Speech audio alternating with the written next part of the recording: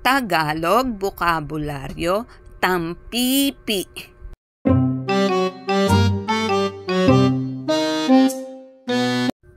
Ang salitang Tagalog na tampipi ay nag-ugat sa kulturang Pilipino bilang isang bag o basket na gawa sa hinabing, rattan o iba pang materyales sa pagdadala ng groserya, pagkain o anumang bagay.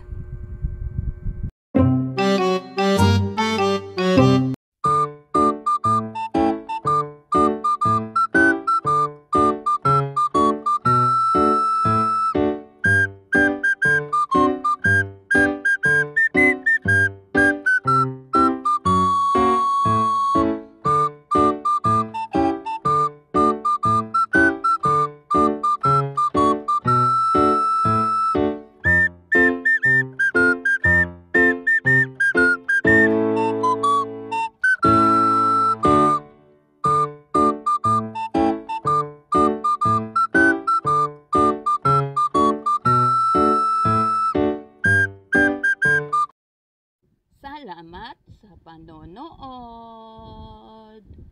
Klikin ang aming himpilan.